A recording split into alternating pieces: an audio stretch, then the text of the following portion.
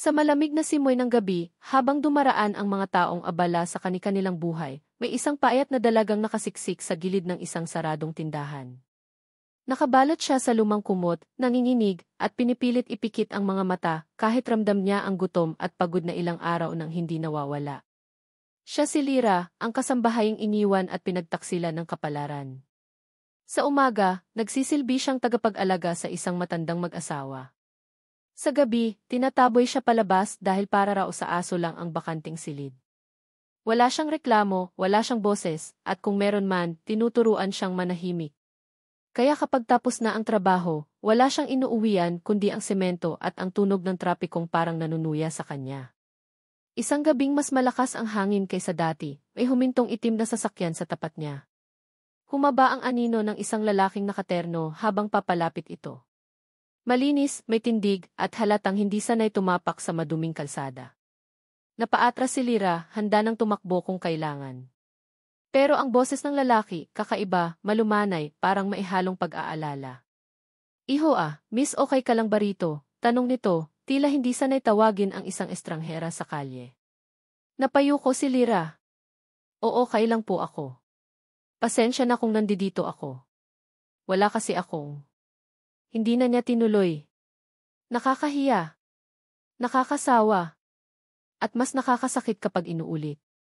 "May lugar ka ba na matutuluyan?" Tanong ng lalaki, hindi pa rin inaalis ang tingin sa nanginginig niyang mga kamay.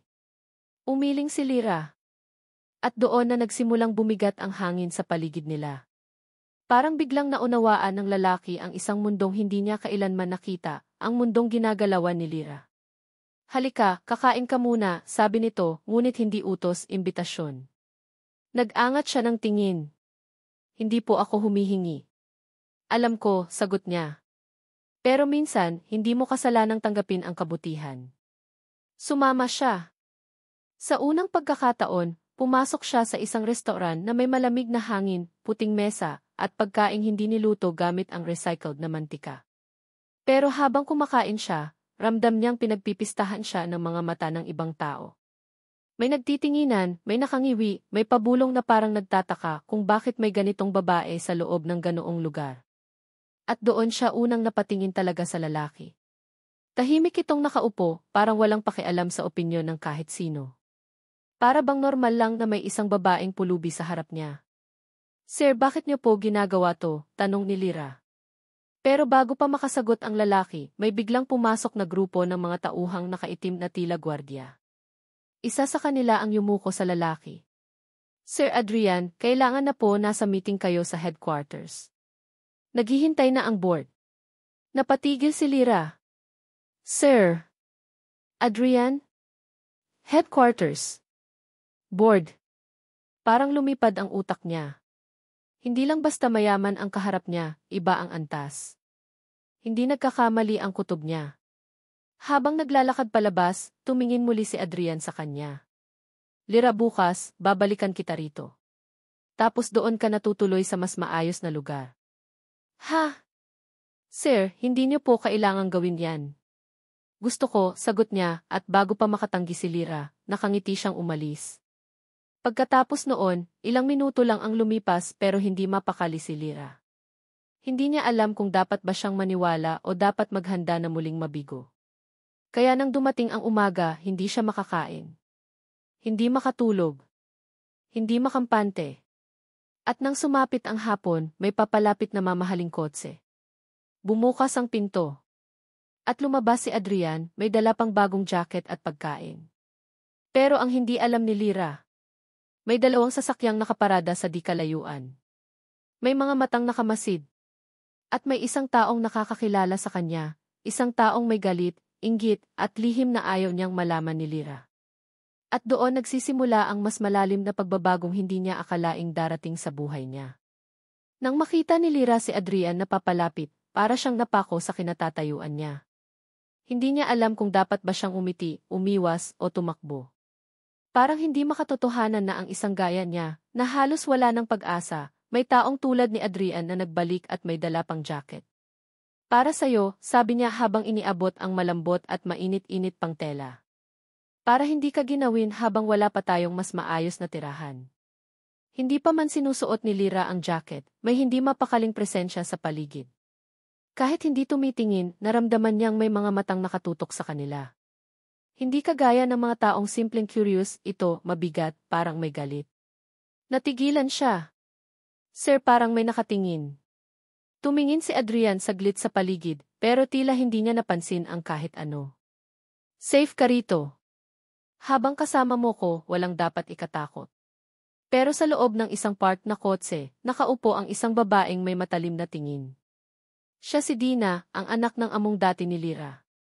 Galit na galit siyang makita ang dating kasambahay na tinataboy nila noon, ngayon ay pinapahalagahan ng isang napakayamang lalaki. Hindi niya matanggap. At hindi rin niya papayagang umangat si Lyra nang hindi niya napapahirapan. Siya pa talaga, bulong ni Dina sa sarili.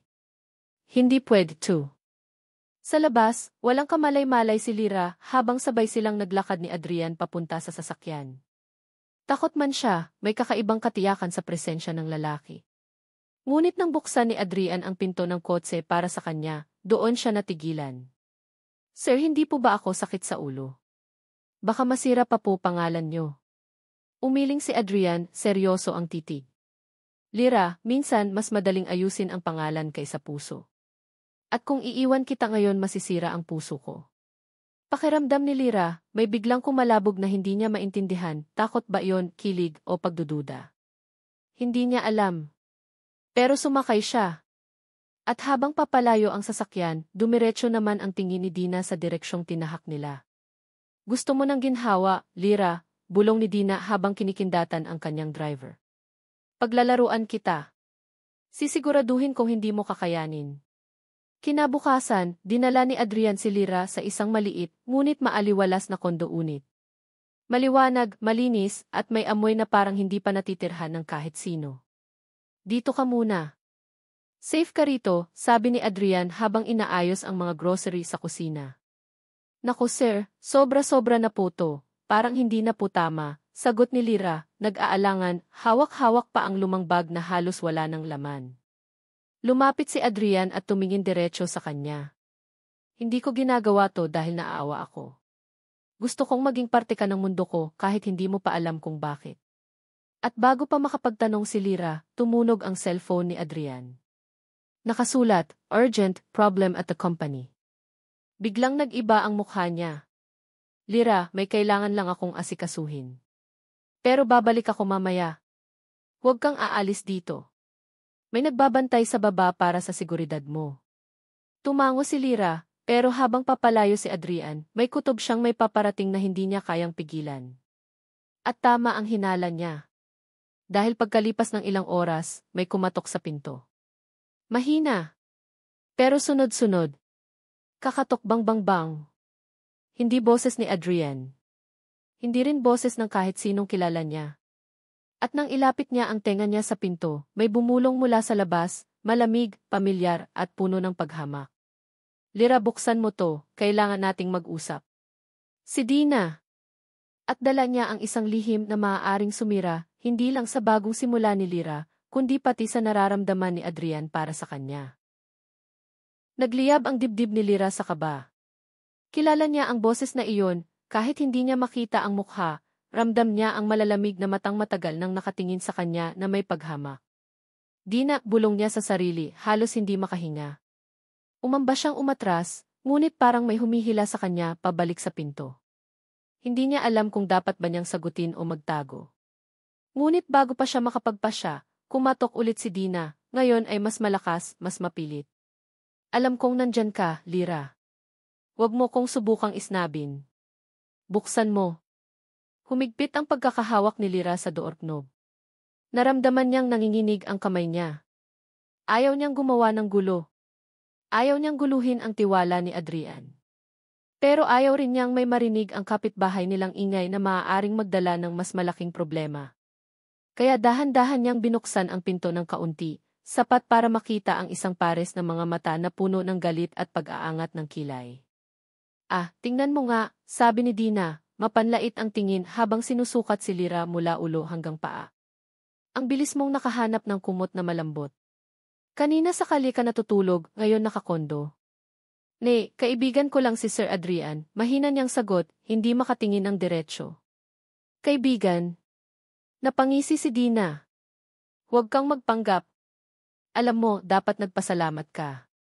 Kung hindi kita pinatalsik noon, hindi ka marahil mapapansin ng isang bilyonaryo. Nakakatawa, di ba? Ramdam ni Lira ang kirot sa dibdib, pero hindi siya nagsalita.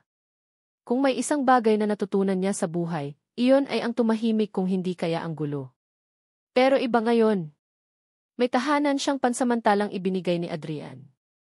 At ayaw niyang masira iyon. Kailangan ko pong magpahinga, sabi niya ng mahinahon. Kung wala naman pong mahalagang pag-uusapan. Hinawi ni Dina ang pinto, mas binuksan ito. Hindi niya ito sinipa, pero sapat ang lakas para mapasigaw si Lira. Pinoprotektahan ka ng lalaki. Hindi mo alam kung sino ang tunay niyang hinahanap. Napakurap si Lira. Ano pong ibig niyo? Hindi ikaw ang mahalaga, Lira, giit ni Dina, ibinubulong ang susunod na salita na parang tinutusok ang bawat pantig. May hinahanap siyang babae. At may kinalaman ang kwintas mo doon. Napahawak si Lira sa maliit na kwintas na luma na, tanging alaala ng nanay na hindi niya nakilala. Parang biglang lumamig ang buong kwarto. Ano pong alam niyo sa kwintas ko? Ngumiti si Dina, ngunit hindi iyon mabait na ngiti, ito'y parang isang ahas na may dalang lason. Huwag kang mag-alala. Hindi pa huli ang lahat. Sa pagkakataong yon, umusog siya paatras, tinitigan si Lira ng malalim. Pero kapag nalaman ni Adrian kung sino ka talaga, sandaling katahimikan. Baka hindi lang kondo ang mawala sa'yo. At saka ito tumalikod at naglakad palayo, iniwang nakabukas ang pinto, nakabitin ang pangamba, at nakahandusay ang puso ni Lira sa sahig. Dahan-dahang isinara ni Lira ang pinto habang nanginginig. Ano ang ibig sabihin ni Dina? Anong kinalaman ng kwintas sa hinahanap ni Adrian? At bakit parang may mas malalim na lihim na matagal nang nakatago, isang lihim na siya mismo ay hindi alam? Sa labas, papalayo na si Dina, hawak ang kanyang cellphone. May tinawagan siya. Nagsisimula na, sabi niya sa kabilang linya. Paghandaan mo. Kapag bumalik si Adrian, siguradong magugulo ang lahat. Hindi alam ni Lira, pero sa oras ding iyon, si Adrian ay nasa opisina, hawak ang isang lumang larawan ng isang babae, at may suot itong eksaktong kapareho ng kwintas na nasa lig niya ngayon. At sa unang pagkakataon, kitang-kita ang takot sa mga mata ng isang bilyonaryo. Nanigas si Adrian habang hawak ang lumang litrato. Paulit-ulit niyang tinitigan ang kwintas na suot ng babaeng nasa larawan, Isang babaeng matagal na niyang hinahanap, halos kalahati ng buhay niya ang ginugol para lang makita ulit. Pero habang nakatitig siya sa kwintas sa larawan, ang mukha ni Lira ang pumapasok sa isip niya. Hindi niya maintindihan. Walang lohika. Walang dahilan. Pero bakit pareho? Tumawag ang sekretarya niya mula sa intercom. Sir Adrian, nandito na po ang investigator na pinatawag ninyo. Napapikit siya ng malalim. Papasukin mo. Pumasok ang isang lalaki, maayos ang kilos at halatang sanay sa sitwasyon na may bahid ng tensyon. Dala-dala nito ang isang sealed envelope. Sir, ito po ang file tungkol sa batang nawawala noong gabing nailigtas kayo. Napataas ang tingin ni Adrian. Ano? 15 years ago, sir. Yung insidenteng muntik na kayong makidnap. May kasama kayong batang babae noon, di ba? Yung tumulong sa inyo makatakas. Nalagutan ng hininga si Adrian. Hindi niya gaanong naaalala ang mukha, bata pa siya noon. Pero ang kwintas iyon ang hindi niya nakalimutan. Ang batang may dalang maliit na ilaw sa dilim. Ang tinig na nagsasabing huwag kang matakot, tutulungan kita. Binuksan niya ang envelope. Luma na ang papel, may bahagyang pagkaluma ng tinta. Ngunit malinaw ang nakasulat. Name, Lira. Hindi na niya natapos basahin. Napaupo siya, parang naubusan ng lakas. Sir, tanong ng investigator. Pero hindi na niya narinig. Tanging isang tanong lang ang umiikot sa isip niya. Ito ba ang dahilan kung bakit ganoon ang tibok ng puso ko tuwing nakikita ko siya? Samantala, sa kondo, si Lira ay nakaupo sa sahig, niyayakap ang sarili habang nakatulala sa kwintas. Hindi mawala sa utak niya ang sinabi ni Dina. Hindi ikaw ang hinahanap niya. Napailing si Lira. Hindi. Hindi dapat siya umasa. Hindi dapat siya magbigay ng kahulugan sa pagiging mabait ni Adrian. Isa lang siyang dating kasambahay na natulog sa kalye. Siya ay wala. Pero bakit may parte ng puso niya na hindi naniniwala roon? Biglang tumunog ang pintuan, isang electronic beep ang nagsignal na may nag-unlock mula sa labas. Napakunot ang noo niya. Wala siyang inaasahang bisita. Wala siyang sinabihan kung saan siya nakatira. At si Adrian ay nasa trabaho pa. Dahan-dahan siyang tumayo, kinakabahan. Pagbukas ng pinto. Hindi si Adrian ang naroon. Isang matandang babae ang nakatayo, suot ang puting bestida, mahinahon ang mukha pero matalim ang mga mata. Lyra, sabi nito na parang kilala siya. Napaatras si Lyra. Sino po kayo? Ngumiti ang matanda at ang ngiting iyon ay nagpadulas ng malamig na kilabot sa kanyang liig. Ako ang taong nag-alaga sa bilyonaryong iyon mula pagkabata, bulong nito. At ako ang nakakaalam kung sino ka talaga. Huminga siya ng malalim, nanginginig. Bago kanya mahalin, sabi ng matanda, kailangan mo munang malaman ang totoo. At bago pa man makapagsalita si Lyra, humakbang ang matanda papasok. Dala ang isang lihim na kayang baguhin ang buong buhay niya. Tahimik na sumara ang pinto sa likod ng matanda at para bang kasabay noon, lumamig ang buong silid. Hindi gumalaw si Lyra, parang pinako ang mga paa niya sa sahig, habang ang babae ay dahan-dahang umupo sa sofa na para bang matagal na niyang kilala ang lugar. Hindi ko po kayo kilala, mahina pero nanginginig na sabi ni Lyra. Tumango ang matanda, parang iyon mismo ang inaasahan niya. Hindi mo ako makikilala, anak. Pero kilala ko ang nanay mo. At kilalang kilala mo ang kwintas na nasa lig mo, hindi ba? Mas lalong kumabog ang dibdib ni Lyra. Ano pong alam ninyo sa nanay ko? Tumingin ang matanda ng diretso sa kanya. Noong una, parang malamig at mapanganib ang mga mata nito, pero may init at pait na nakatago sa likod, tila isang taong matagal nang nagdadala ng bigat na hindi maibahagi. Ang nanay mo, sabi niya, ang nagligtas kay Adrian. At ikaw ang batang hinahanap niya. Napatigil si Lyra. Parang nahulog ang mundo niya sa sahig at nabasag. Ako, halos pabulong niyang tanong. Bakit ako? Paano? Hindi iyon, putol ng matanda. Hindi mo pa rin naiintindihan. Ang inakala mong ordinaryong kwintas ay hindi basta kwintas. Tumingin ito sa kwintas ni Lyra at para bang may bigat na mahirap ipaliwanag. Iyan ang huling iniwan ng nanay mo bago siya nawala. Napakapit si Lyra sa kwintas, para bang biglang lumambot ang tuhod niya. Nawala. Ano pong ibig niyo? Huminga ng malalim ang matanda. Ang nanay mo ang tumulong kay Adrian noong gabing iyon. Ngunit may mga taong gustong makuha ang bata, pati ang babaeng tumulong. Kaya itinakas ka niya. Ibinigay ka sa isang taong hindi nagtagal dahil may mga naghabol sa inyo. Lalo siyang naguluhan. Bakit? Bakit nila hahabulin ang nanay ko? Dahil, sagot ng matanda, ang nanay mo ang anak ng taong itinuring na kalaban ng pamilya ni Adrian. Para siyang sinapak sa dibdib. Hindi siya makapagsalita, hindi alam kung dapat bang maniwala o tumakbo palayo. At kung nalaman ni Adrian, bulong ng matanda, baka hindi niya kayaning tanggapin. Kumirot ang puso ni Lyra. Aayaw niyong malaman niya? Nakatingin lang ang matanda sa kanya. Walang galit. Walang pananakot. Pero may takot. Malalim, lumang takot. Gusto kong malaman niya, sagot niya. Pero hindi ko alam kung ano ang mangyayari kapag nalaman niya. Sandaling tumahimik ang buong kwarto. Hanggang sa biglang tumunog ang elevator sa labas. Isang mahinang ding na kay bilis nagpasikip ng dibdib ni Lyra. Pareho silang napalingon. Iisa lang ang taong may access sa private floor na iyon. Si Adrian. At ang mga yabag na papalapit ay hindi mabagal. Mabigat. Mabilis. Determinado. Parang isang lalaking may hawak ng katotohanang hindi niya alam kung dapat ba niyang harapin o katakutan. Lyra, bulong ng matanda, halos hindi marinig. Ito na. Nagsisimula na. At huminto ang mga yabag sa tapat ng pinto. Isang pulang ilaw ang nag-flash. Nag-unlock ang pinto. At dahan-dahang bumukas. Habang hawak ni Adrian ang envelope ng pagkakakilanlan niya.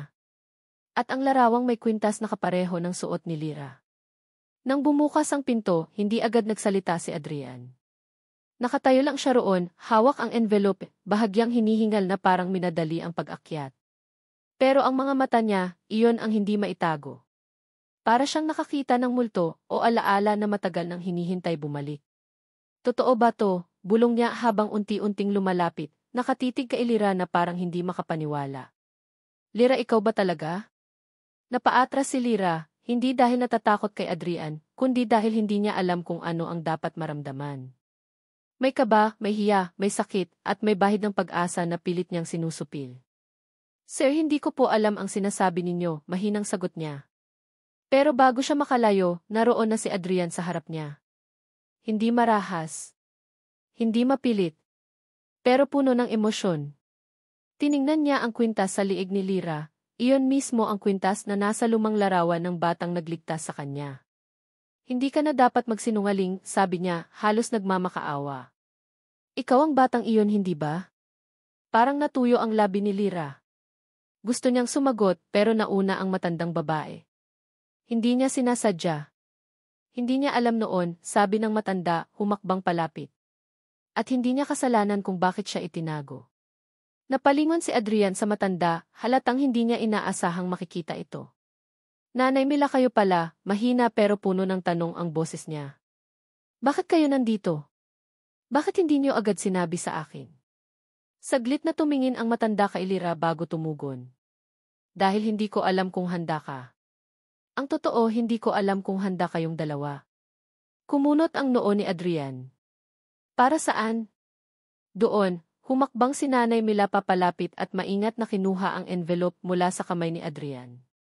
Binuksan niya ito, inilabas ang lumang litrato ng batang babae na nasa tabi ng batang Adrian noon.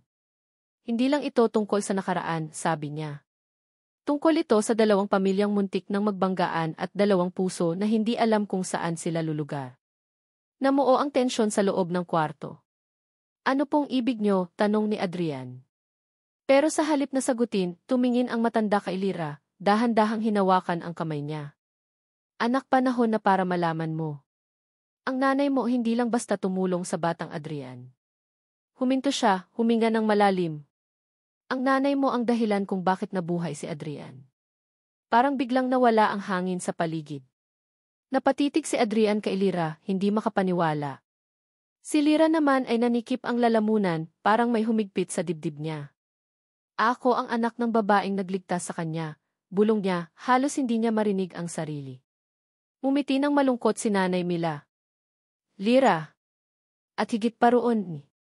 Humigpit ang hawak niya. Lumalim ang tingin niya. At halos marinig nila ang bawat tibok ng oras.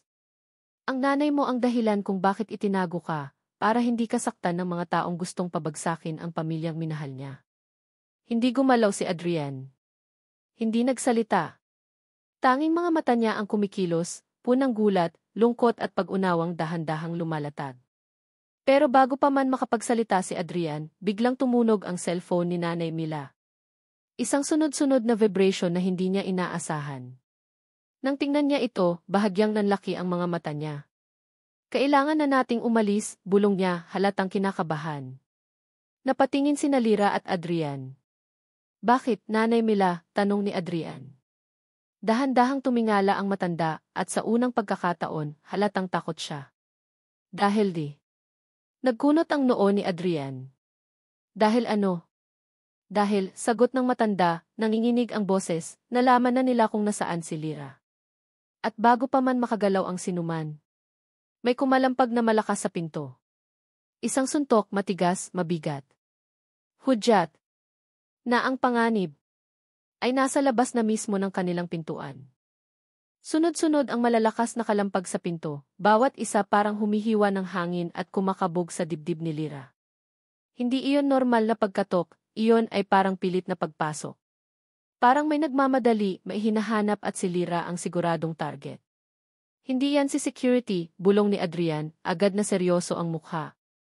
Wala silang ganyang klaseng pagkatok. Kinapitan ni Lyra ang gilid ng mesa, nanginginig. Sino sila? Pero hindi agad sumagot si Nanay Mila. Hinablot niya ang braso ni Lyra, mahigpit pero proteksyon. Anak, makinig ka. Hindi ito oras para matakot, oras ito para gumalaw. Bumulong ulit ang malakas na pagkalampag. Tapos may isang boses mula sa labas, mababa, malamig. Buksan mo to, Lyra. Napalunok siya. Hindi niya kilala ang boses, pero may tono itong parang matagal nang nakamasid. Agad na hinatak ni Adrian si Lyra palapit sa likuran niya, parang kusa, parang instinct.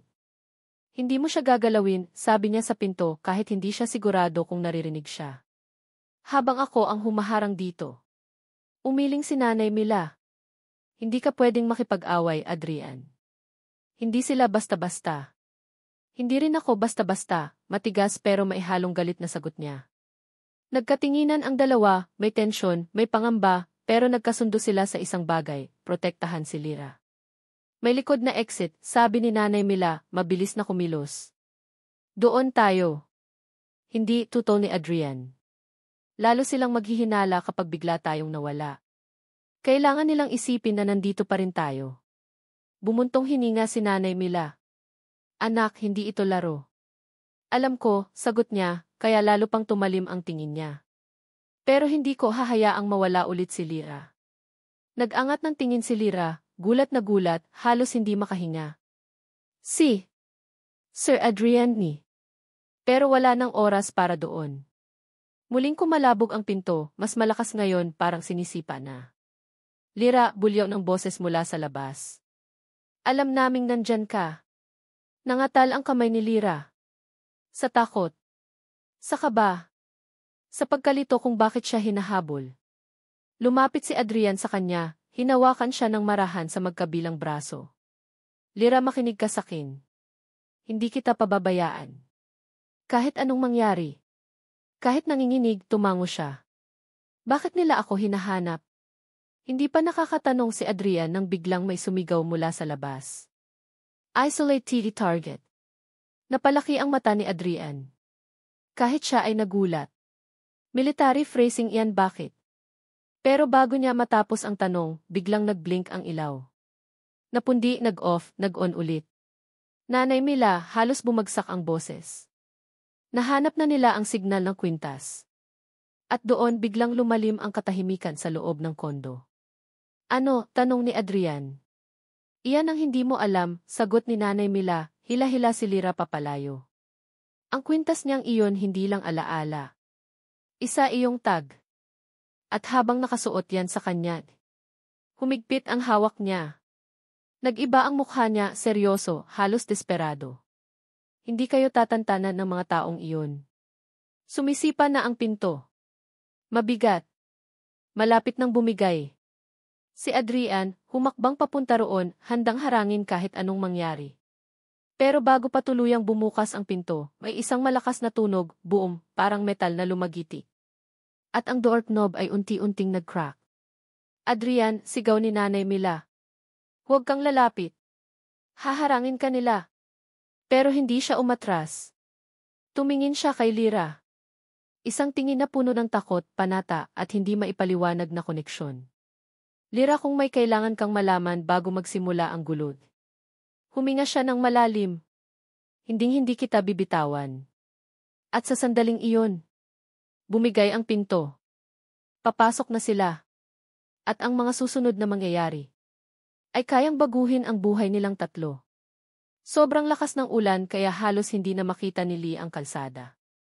Basang-basa na ang kanyang buhok at damit, pero hindi na niya ininda iyon, mas mahalagang mahanap niya si Mika kaysa sa sarili niyang pagod.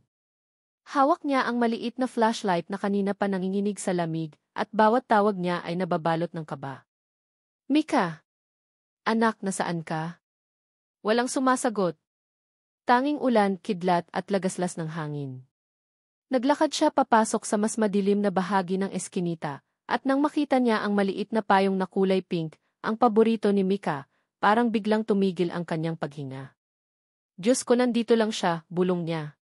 Kinuha niya ang payong, nanginginig ang kamay.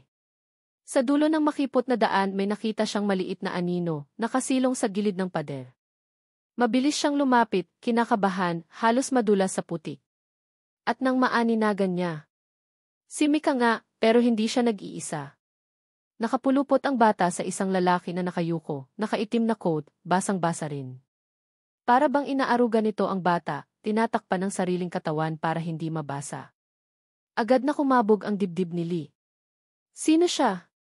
Bakit niya kasama si Mika? Anak, sigaw niya habang tumatakbo. Napalingon ang lalaki.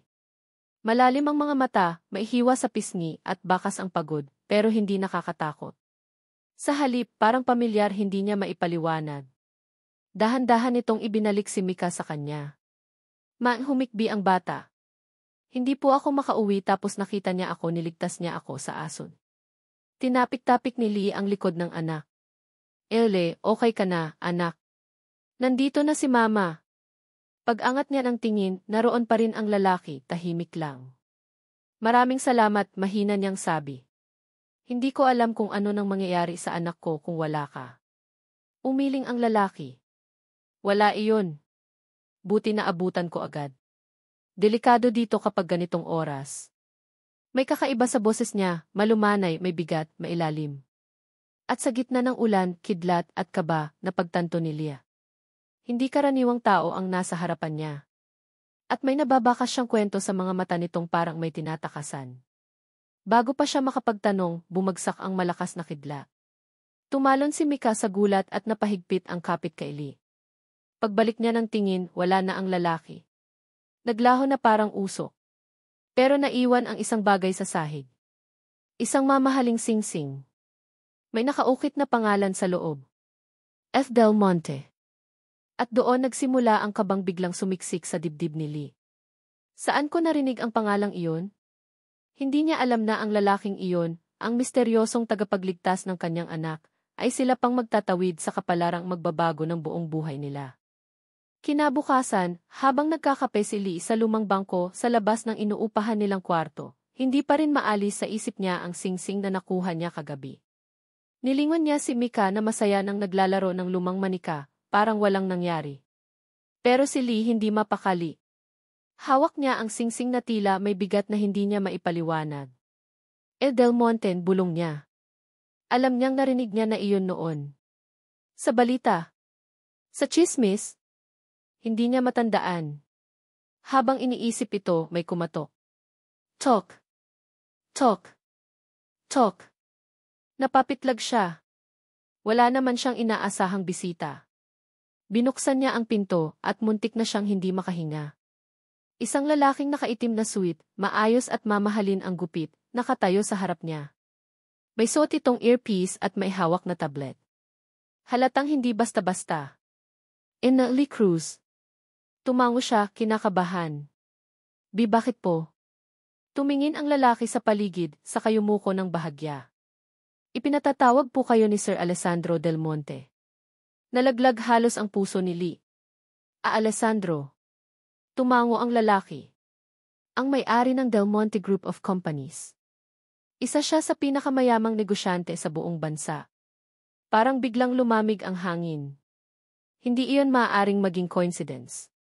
Bakit niya ako pinapatawag? Tanong niya, nanginginig ang boses. Binuksan ng lalaki ang tablet, may pinakitang larawan at doon tuluyang nanghina ang tuhod ni Lee. Larawan iyon ng misteryosong lalaki kagabi ang lalaking nagligtas kay Mika. Ngayon, mas malinaw at mas kita ang otoridad sa tindig nito.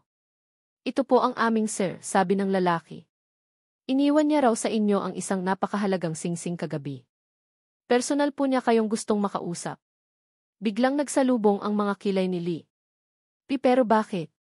Ano bang kailangan niya sa akin? Saka paano niya nalaman kung saan ako nakatira? Tumingin ang lalaki diretso sa kanya. Maamang taong iyon, bihirang magpakita sa kahit kanino. Pero kagabi, sinabi niya ang eksaktong address ninyo. At idinagdag pa niya di.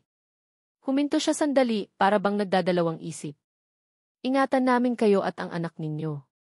Napahawak si Lee sa dibdib niya. Bakit niya gagawin iyon? Hindi niya alam na sa oras na iyon, may isang itim na SUV na nakaparada sa dulo ng kalye. At mula sa loob nito, may isang pares ng matang mapupungay at malungkot na nakamasid sa kanya. Hindi pa siya handang magpakita. Hindi pa ngayon. Pero hindi niya mapigilang bantayan ang babaeng hindi niya dapat pinapansin. Si Lee. At ang batang halos ikapahamak niya kagabi. At sa gitna ng katahimikan, may bumulong sa likod ng isip ni Alessandro. Hindi mo dapat sila lapitan pero bakit parang hindi mo kayang umiwas? Nagtagal ang katahimikan. Ramdam ni Lee ang bilis ng tibok ng puso niya habang nakatitig lang sa lalaki sa pintuan at sa tablet na hawak nito. Hindi niya alam kung dapat ba siyang matakot, kabahan o umasa. Huminga siya ng malalim. Kung gusto niya akong kausapin saan? Bahagyang yumuko ang lalaki. Nakahanda na po ang sasakyan sa labas. Hindi naman po mapipilitan kung hindi niyo gusto. Pero bago pa makasagot si Lee, biglang sumilip si Mika mula sa loob. Ma, sino po sila? Bakit ang dami nilang kotse? Nagulat ang lalaki. May bata po pala. Agad na lumapit si Lee at kinarga ang anak. Wala to, anak. May kausap lang si mama. Pero nang tumingin siya sa kalye doon niya nakita. 3 itim na DG. 2 sedan. At isang luxury car na hindi niya kayang pangalanan. Lahat naka-hazard. Lahat may nakaabang na tao sa tabi. Parang eksena sa pelikula, pero totoo. Para sa kanya, siya, na isang kasambahay na halos hindi makabayad ng renta. Hindi iyon kapanipaniwala. Ma'am, sabi ulit ng lalaki. Hindi kayo ipapahamak ni sir. Kung nais nyo, maaari nyo pong isama ang bata. Napatingin siya kay Mika na nakadikit ang mukha sa liig niya. Tila natatakot. Tila naguguluhan. Pero bago pa makapili si Lee, biglang may gumalaw sa isang AC. Bumukas ang pinto at may humakbang pababa. At nang makita niya kung sino iyon, nawala ang lakas niya sa tuhod. Ito ang lalaking nagligtas kay Mika. Ang lalaking akala niya ay estranghero. Ngayon lang niya nakita ng malinaw ang anyo nito. Ang taas, ang tikas, ang malamig na ekspresyon, at ang mga matang parang sanay mag-utos ng buong mundo. Pero sa sandaling tumingin ito kay Lee. Namilog ang mga mata niya.